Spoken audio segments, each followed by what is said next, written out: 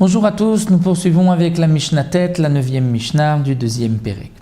Comme nous l'avons vu, lorsque la pluie ne tombait pas, les Chachamim décrétaient des jours de jeûne.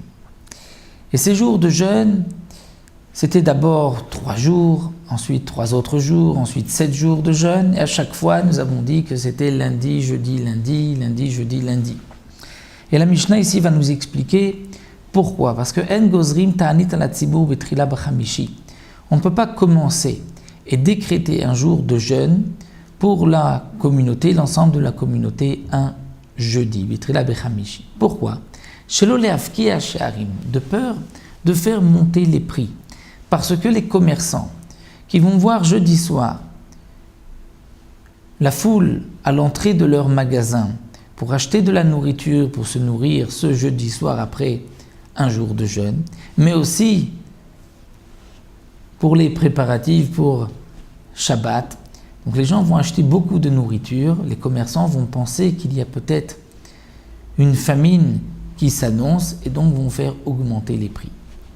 Mais lorsque on commence le jeûne déjà un lundi, les commerçants ont eu le temps d'entendre lundi, il y a eu un jour de jeûne, jeudi un autre jour de jeûne, et donc ils ne vont pas penser que la famine arrive, ne vont pas augmenter les prix.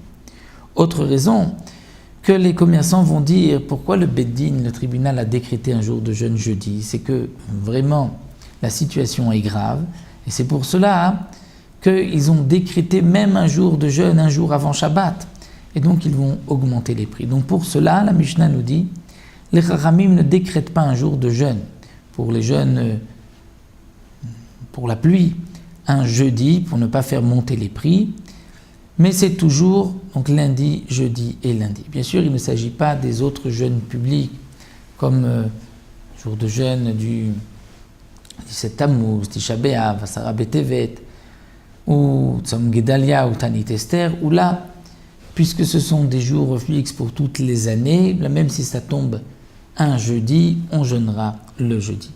Là, il s'agit des jours de jeûne que les Chachamim, que le tribunal instituait à l'époque.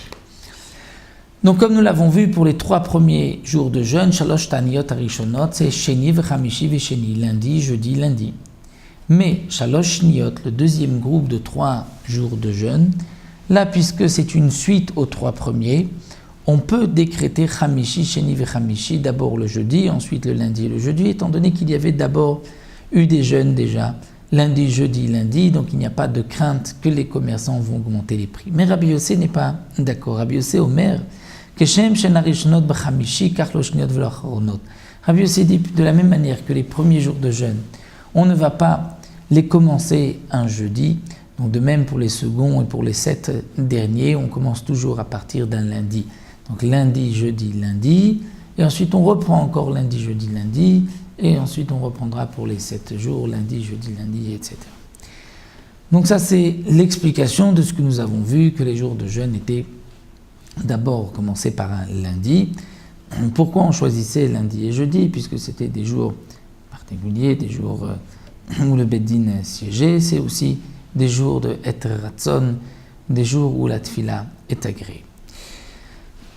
Il nous restera la 10e Mishnah pour terminer le Pérec pour la prochaine fois.